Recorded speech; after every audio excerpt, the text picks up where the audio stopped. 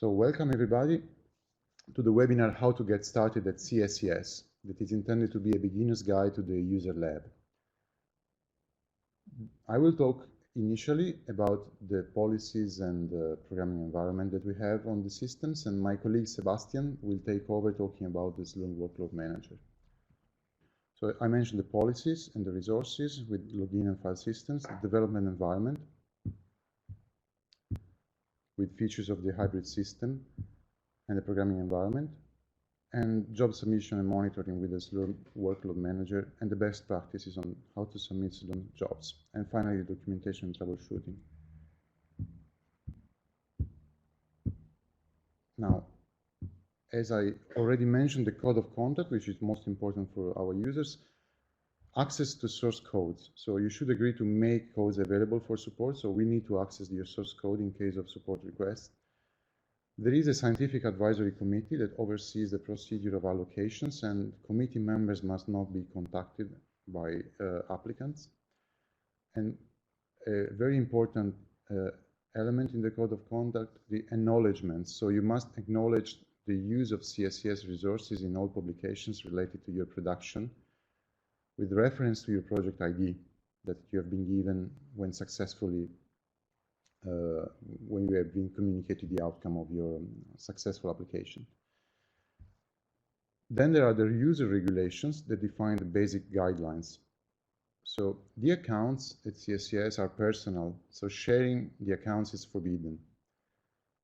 Data ownership, so access and use of data of other accounts without the prior consent of the principal investigator is strictly prohibited. So in general, we have certain policies regarding the reading and writing access to different folders. So typically the user folders are not readable by other people unless they explicitly want to do that.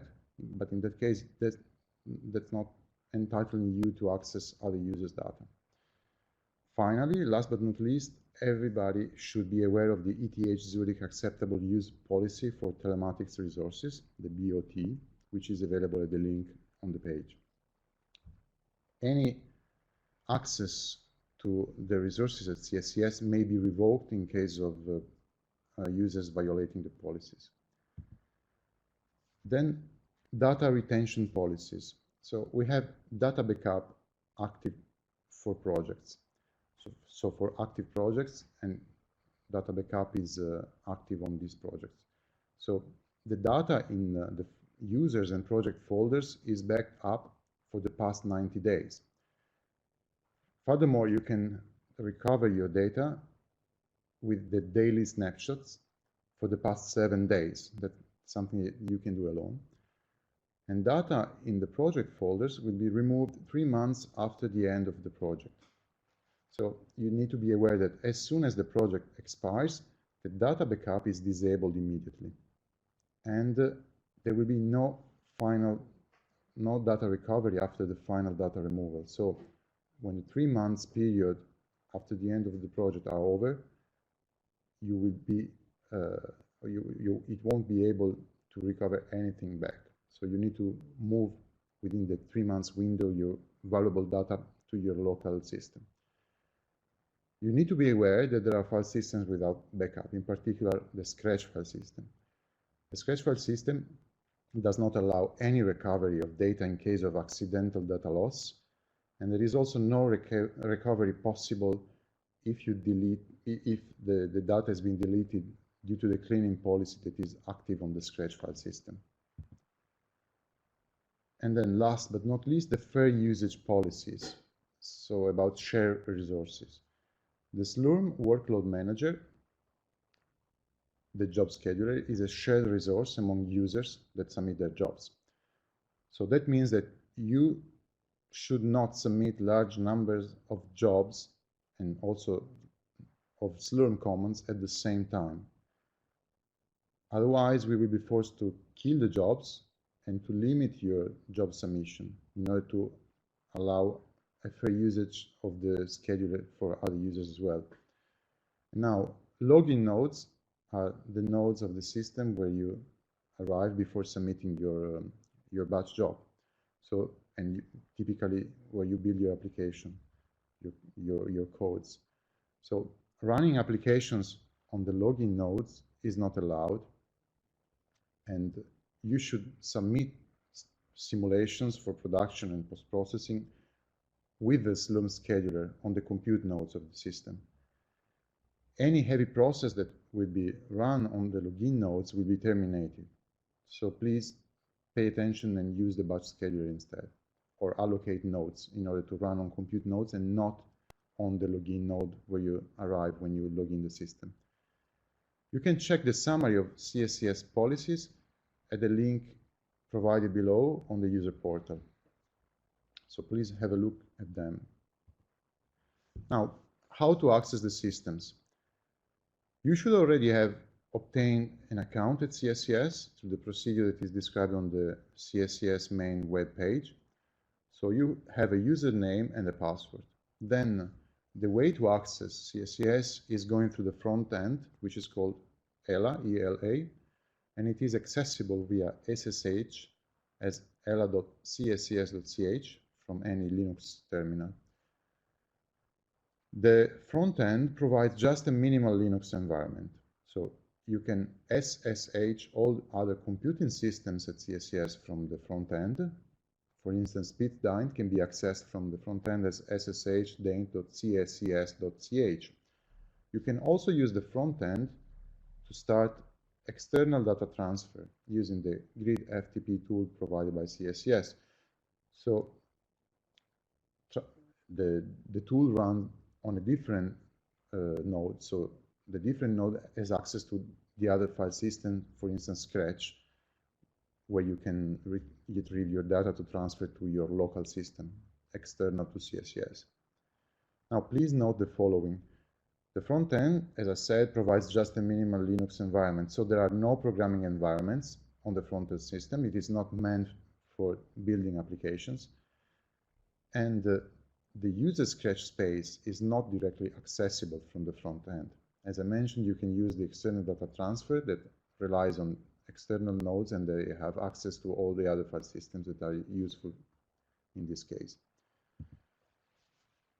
As I mentioned, file systems, I report here a summary table that is also available on the user portal with the main features of the different file systems that we provide at CSCS. So you have on top the list of the different file systems, in particular on the left the Scratch for PITDINT, Scratch for other systems, and then users, project, and store file systems. So, and then on the left side column you have the type, the quota if any, the expiration date, if backed up or not, and the access speed and capacity. In particular, please note that there are several restrictions in terms of how many files you can store or how much space you can use on the different file system. In particular for the file systems under backup, like users, that is your personal space, and project, that is the space that is reserved for your project with a certain project ID. Please note that on the Scratch of PITDINT there is a soft quota mentioned with 1 million files. Soft quota means that after you reach the 1 million files mentioned in the soft quota, you will not be able to submit anymore any job. So this is meant to prevent excessive loads on the Scratch file system, and we'll go in detail in this slide about the Scratch file system. This is a file system that is meant to be fast to run jobs, so it is designed for performance and not reliability. And there is a cleaning policy in place, so files that are older than 30 days will be deleted, and this is done by a script that runs daily. And there is no backup, as I mentioned already, so please transfer your valuable data after your job is completed in order to make sure that you can access them at a later stage, not target Scratch as a storage. Now, the performance of the PITDINT Scratch file system, which is a raster file system, degrades with the occupancy. In particular, as I mentioned, there is the soft quota that is meant to avoid to have a large numbers of small files in the file system. And we have some policy on the occupancy in the sense that if the occupancy grows over 60% of the available amount of disk space, we will ask you to remove unnecessary data immediately to prevent that occupancy grow further. In case of critical occupancy above 80%, we will have to free up disk space manually removing data. So we hope not to reach that point, and in general, users are pretty responsive, but please be aware that if you are contacted, you should really clean your data from scratch. Now, in the case of Pitstein, there is a variable, an environment variable called $scratch that points to the user personal scratch data location, that is scratch SNX3000/$user. I will now briefly talk about the users and the project file systems that you have seen on the main table at the beginning. These are shared parallel file systems that are based on the IBM GPFS software. They are accessible from the login nodes using native GPFS client. They provide the storage space that you need for your data sets, for the code that you need to share with your group members, for instance, and the configuration scripts that you need for building your applications. And they have a better performance with larger files. So the idea is that you should archive small files using the tar utility, as in the same way that you can do on Scratch, to avoid reaching the soft quota of 1 million files. There is no such thing on the users and project file systems, but as you've seen in the initial table, there are also limitations in terms of number of files and total space. You are not supposed to run your job starting from users or project file system, because the emphasis on this file system is reliability rather than performance, so the opposite with respect to Scratch. And all folders are backed up with the GPFS snapshots. So you are not supposed to clutter this file system with temporary data that you don't need. There is no cleaning policy, but this happens only until the end of the project. Then you have the 3 months window in which you need to retrieve your data, and then after that, everything will be deleted. Some useful environment variables that points to your personal folders are $home, which points to /users/$user, your personal space as a user, and $project that points to /project, your group ID, and then $user, your username. So these are the two main user spaces.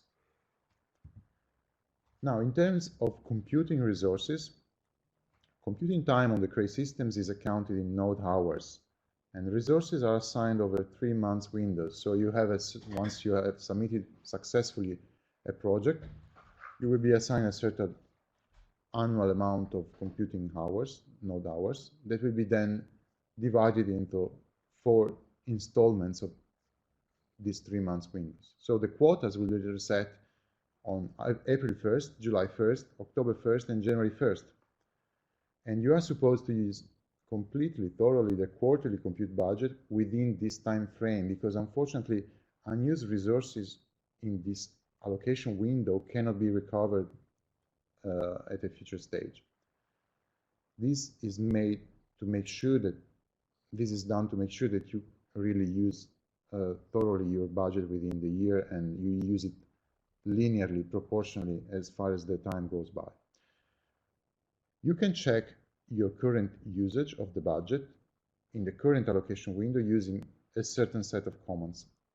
The group usage of your project is provided by the sbucheck command. It reports the group's usage across the different systems at CSCS in case you have computing time allocated on multiple systems. And it also reports the usage on the different Pitstein node types, GPU or non-GPU. Then there is the monthly usage command that reports the daily usage. With the flag -- individual, you can also see the usage per group member in your project. The overview of the resources allocated to your project is also possible through the web interface of the Account and Resources tool. You can check the details of this tool on the dedicated page on the user portal. So let's now switch to the development environment. Now, this is PITS-designed, so the specification of the main computing system that we have at CSCS. It is a Cray XC50, XC40, so it's a hybrid system. The nodes are of two different types. The XC50 compute nodes feature Intel Haswell processors, one per node, and one NVIDIA Tesla P100 GPU, so the Pascal GPU, with a memory per node that is 64 gigabytes, and the GPU memory is 16. The second type of nodes of the XC40 architecture feature two Intel Broadwell processors, one per socket, so that's why you see 2 times 18 cores. And they feature two different types of nodes, 64 gigabyte RAM nodes and 128 gigabyte RAM nodes. So the flat nodes that you can also access in case of need. We then have the login nodes that I already mentioned as a shared resource among users that are Haswell nodes and feature 256 gigabyte of RAM. That's meant because of compilation of your code. So that's the main purpose of the login nodes. The internet configuration is an ARIS routing and communications chip, and the topology of the system is a Dragonfly network topology. Scratch capacity on PITS-designed Scratch file system is almost 9 petabytes. Today, I think it was less than 30% filled. So we monitor occasionally, well, periodically, the occupation, because as I said, in case the occupation grows, we will need to ask your intervention to remove unnecessary files. One major thing about the file system. So your project file system is mounted with read-only access on compute nodes. So you cannot write when you run your simulation on the compute nodes in your project directly. You need to write on Scratch, and then afterward, you need to transfer your available data to the project for backup. NVIDIA CUDA Toolkit, now version 10.1, is available on the system. It provides a comprehensive development environment to build your GPU-accelerated applications. In particular, there is a compiler that can compile your GPU code, your CUDA code. There are optimized math libraries and also debugging and performance tools available explicitly for the GPU to monitor the GPU usage. It also features programming guides with manuals, API reference, and you also have online documentation if you want to get started. In particular, I suggest that you have a look at the NVIDIA developer portal at the link provided in the page that gives you hints on how to build software that runs on the GPUs. Another important element of the system is the Cray Linux environment. Currently, we have on PITS-designed the Linux environment, the CLE 7.0 App 01, which has been in place since the last upgrade in November 2019. The Cray Linux environment is the operating system that we have on the Cray systems, and the 7.0 App 01 release is based on the SUSE Linux Enterprise Server version 15. As I mentioned, the software release that we have now is available since last November, when you probably remember, if you already had the possibility to access the system, we asked you to rebuild your applications because of this change. And you can read more about that on the Cray publication portal if you are interested in advanced documentation. Now, how do you set your programming environment once you access the system on the login node? Before running your jobs, so before submitting your jobs on the compute node, you should prepare the environment, and CSCS systems use the modules framework in order to have a flexible way of preparing the environment. So there are modules that manage the applications and libraries path, and you can check your currently loaded modules with a module list command. Some modules you will notice are already loaded when you log in the system. In particular, the default programming environment on PITS-designed is the Cray one, prog-m-cray. The default architecture that is targeted is the Intel Haswell Cray XC50, which is highlighted by the module Cray PE Haswell. And you can browse the available modules once you log in with the command module avail. Now, once you want to build your code and start working on the system, you need to adjust your target architecture. You can see which is the target architecture of your project with the sbcheck command that will give you the allocation and which part of the system you are targeting. In particular, if you are allocated on the GPU nodes, then you need to load the module Daint GPU, which targets the XC50, so the Intel Haswell and the Tesla, the P100 Tesla GPUs. If you are located on the multi-core partition of the system, then you need to load Daint MC, which targets the XC40 architecture with the Intel Broadwell multi-core processors. These modules, Daint GPU and Daint MC, will also update your module path, so you will be able to discover more software with the module avail command after you loaded these two modules. Now, just to give you an example of how to set your environment, once you log in, you can switch from the default program Cray module to programming environment GNU, as I mentioned on the first line. Then we load the module Daint GPU to address the GPU nodes. And then if you type module list, you will see an updated list of modules loaded, which features now the modules for the GNU programming environment and the Daint GPU module file. If you then type the module avail command, you will see a very long list of modules that are available because the Daint GPU module has added them to the module path, and so you can see additional software that is targeting the GPU. Now, what I've listed in this slide are multiple modules that build up the Cray XC programming environment. So what is it inside? Now, the current version of the programming environment that we have is the PE 19.10, which dates back to October 2019 and was installed at the last upgrade. And it features, in particular, the Cray Developer Toolkit. It's a module called CDT with the version 19.10. Also, non-default programming environments can be accessed swapping CDT modules. But for this particular release of CDT, the following products have been updated. There is the Cray compiler environment, which is called CCE, that features a compiler, the Cray compiler, CCE 902. And you also have libraries that are essential for your compilation, like the MPI library, Cray MPICH, and the scientific libraries provided by Cray in the module Cray libsci, that are linear algebra optimized libraries for the system. There are also Cray performance measurement and analysis tools, in particular perf tools, version 7.1.1, that allows you to do profiling of your code. There is the Cray setup and compilation support, CM, which features the Cray modules, version 3.2, 11.3, and then the Cray PE 2.6.1.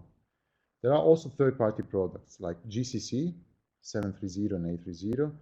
There is Python, both Python 2.7 and 3.6 provided by the Cray Python modules. You can load the one that you wish to target. There is also the module Cray R with the R statistical tool. Once you load the Daint GPU and Daint MC modules, you can also see, as I mentioned, additional software that is targeted either for the GPU or for the multi-core nodes.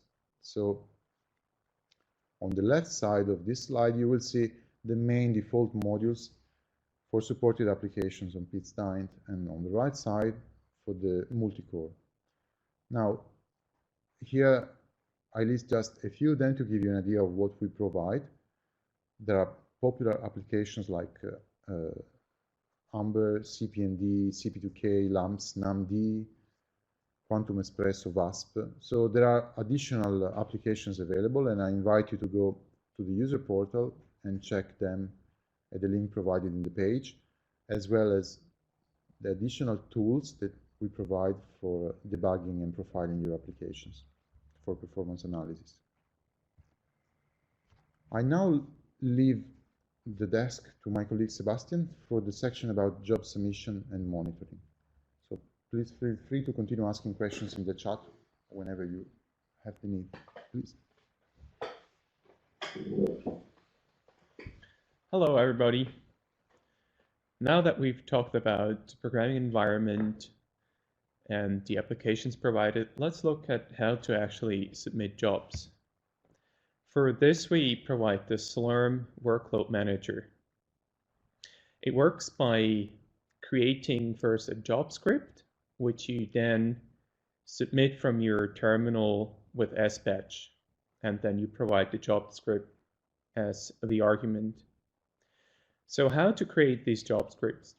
We've aimed to make this as easy as possible by providing the web interface on the user portal, which you can see pictured in the slide. It's actually pretty flexible, and it should consider, or it should cover most use cases. If you need anything special, you can always check the man page of sbatch on the system, but you can also access the online documentation of Slurm. There is one Slurm option that I want to cover in particular because it's specific to our system, and that's the option of specifying different queues. You'll normally want to submit most of your work to the queue called normal. However, in special cases, you'd want to have faster start times. For instance, when you're debugging a program, trying to track some issues, or when you want to work with interactive jobs. And for that, you can use the debug queue, which will give you a higher priority and therefore faster startup time. The downside is that you're limited to a 30-minute runtime window and only 4 nodes maximum. Another useful queue to know about is the data transfer queue, which is useful when you're transferring a lot of data from CSCS to your own site or vice versa. The big advantage is that it's not going to deduct from your compute budget when you use this queue. You can find all the details about the different queues on the link that we provided in this slide. After you submitted your jobs, you naturally want to look what's going on with them and track progress. And the way to do that is to use the sq command. We have provided some example output of what that should look like. You can also observe the state of the entire queue if you want to know how busy the entire system is with the yesinfo command. And then the format string I provided here is optional. It's just going to tidy up the output a bit. You can also omit it, but then in that case you will be flooded with a lot of output. Job priority is of interest for most of users, and it's based on what partition you're running on, whether that's normal, large, or debug, and it's after that based on the fair share. That means the more you've used of your compute budget, the lower your priority, and then the longer the job has been waiting in the queue, the higher the priority. You can check the reason why your job is pending as well with the sq command. And you can check your budget with the sbu check or the monthly usage command that we've mentioned before. If the reason given is priority, then your only option is to be more patient and let the job wait in the queue. Another thing to keep in mind when your jobs aren't starting is to check for reservations, which might be in place for big runs, or for instance after maintenances, which might prevent your jobs from starting. We've already mentioned that the Slurm scheduler is a shared resource, and it's actually possible for a single user to slow the system down and impact everybody else. So here we'd like to discuss more in detail what it means to properly use the scheduler. When you specify the wall time, try to be as accurately as possible, because that increases the overall efficiency and throughput of the scheduler. Then run your jobs off Scratch. And remember, the biggest reason for slowing down the system is submitting really large amounts of jobs, say more than 1,000 jobs a day.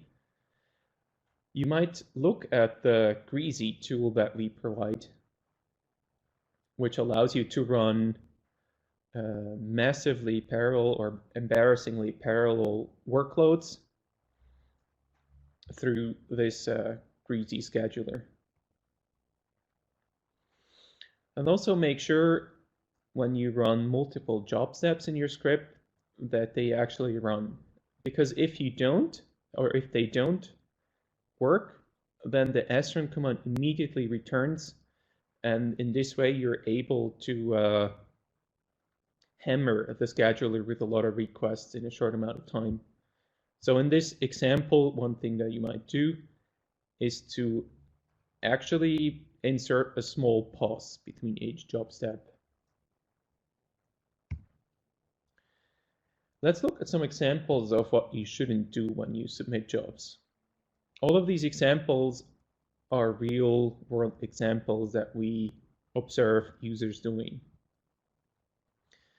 In your job script, you should never submit other jobs in loops, because it's easy to have an error in your script and then submit massive amounts of job in a short time. Don't put thousands of job steps in a single batch script.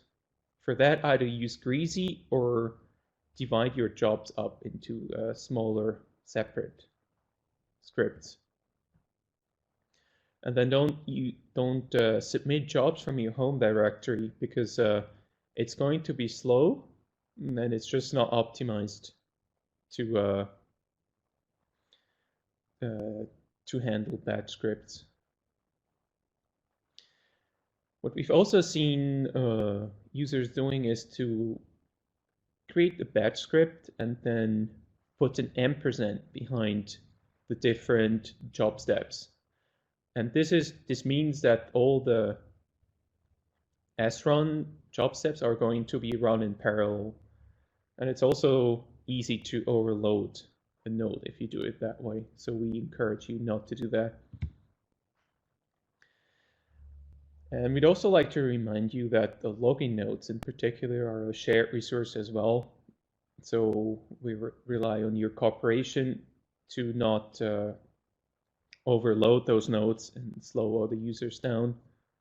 So when you use the asq command, make sure that you're actually using the -u option and then your username, because if you don't do that, you will get the full output, which contains all the jobs for all the users in the system. Don't use watch with any slurm command, such as asq or even sacct, which is even more expensive. And that includes for loops as well, because it's very easy to overload the data with too many requests if you do that. Then when you compile programs, be considerate. Don't use all the CPUs on the login node. Maybe use something like 8 or let's say roughly half the CPUs available. Yeah, I've already mentioned that before. Don't put slurm commands in a loop. And also try to avoid creating meta scripts, which then submit batch jobs, because that can also result in loads of jobs being submitted in a really short amount of time. The recommended way to monitor progress of your jobs is actually to supply the mail user option in your batch script, because that will send you an email when your job starts running, and it also notify you when your job finishes. So then you don't need to use the sq command at all. Now let's summarize how to use the batch script system on Pitstein. First, move all the relevant files to the Scratch file system, because it's simply the most performant file system for that we have available. Then you might want to use the job script generator to prepare the job scripts. You can then use sbatch to submit them to the queue. And then when you want to track progress of your jobs, you can use sq-u.user, or even better, you use the notify option through the mail user feature of Slurm. And don't forget to copy important output data back to your project or home, as it's going to, any data on Scratch left is going to be deleted after 30 days. And with that, I'm going to hand back to my colleague Luca for documentation and troubleshooting. Great, thanks Sebastian, thanks a lot. So we'll finish the webinar now with the last few slides about documentation and troubleshooting. Now, what to do in case of trouble? So I provide here a list. First, search the content of the user portal. In particular, you see on the slide, on the right side of the slide, a small screenshot of the user portal, user.cscs.ch. On the top right, you have a search bar. Please use that for keywords that you might find important for the issue that you are addressing. Second, check the frequently asked questions. You can see there is a drop down menu in the top bar of the portal, and under getting started you see FAQ at the bottom. Please click and also search there, because sometimes your question might be already have been addressed in the past. Then you can also have a look at additional user documentation provided by the module help command, the man command, and also the Cray publication. And I go through that in this slide in this hierarchical way. So the generic information on a module is usually provided by the module help command. For instance, you have on the system loaded, when you access the login notes, the progenv Cray. If you type module help progenv Cray, you will see the screenshot on the right. So generic description of the programming environment Cray with the components of this programming environment, in particular the Cray PE, the CCE, the Cray compiling environment, the Cray libsci, the scientific libraries, and so on and so forth. Now, if you want to have details of one of the products, you can type module help and the name of the product. For instance, here I put module help CCE, which will give you information on the Cray compiling environment. If you want even more information specific on a single command, like the CCE compiling environment is featuring the Cray CC compiler, then you can type man Cray CC.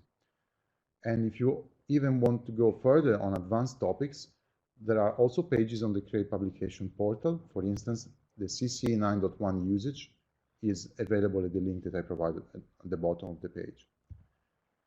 The Cray documentation is quite extensive, and you can find both the Cray and man pages, so the textual help files that are available on the system. So the man command followed by the name of the man page that you want to access, typically the command name. And the description of the man command is also described by the man page, man, if you want to have a quick look at the features of this command.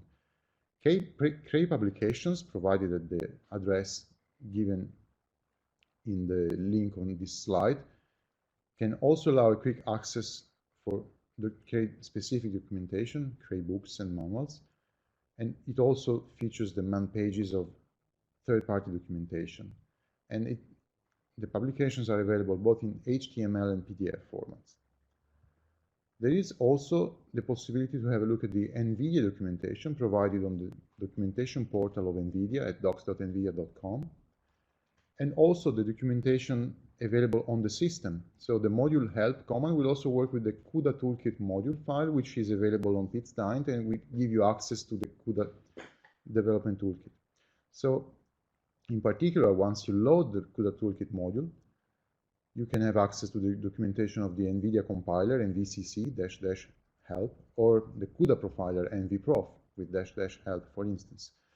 And the module help is giving you a list of the different components of the CUDA Toolkit module on the right side of the slide. So finally, in case you really can't find a solution going through the documentation, then you should submit a support request. So first of all, you should write an email to the email address help@cscs.ch. What to write in the email? You should specify the system, typically it is PitsDint, but it could be another one in your case, and the project ID of your project in the subject of your message. Then in the content, you should report which is the Slurm job ID that you have used, if it is a Slurm submission issue. And you can also indicate the path to your Slurm job script, if this is the case. Finally, you should also give us access to your scripts and your source files in case we need to reproduce the error. Typically, we ask you to provide these files under your Scratch space because this is by default readable by other users. Or if you have changed the permissions, you should give us access to your files. Please keep in mind that the more detailed the request, the more effective will be our reply. And just to give you a short idea of what to write, we prepared a quick template message that you can adapt for your support request at help@cscs.ch. In particular, the subject. For instance, you had a Slurm job failing, then Slurm job failed on PitsDint, with in parentheses your project ID. And then in the content, my username is, then you report your username, you submitted a certain job ID on PitsDint, and then the job was running with a certain code. You can type the code name or the program name, and then you can give more information about the state of the job. For instance, it could have been failed. And then you report the job script, the path of the job script, the input files list that we need to reproduce the issue, and the working folder where you were actually submitting the job on Scratch.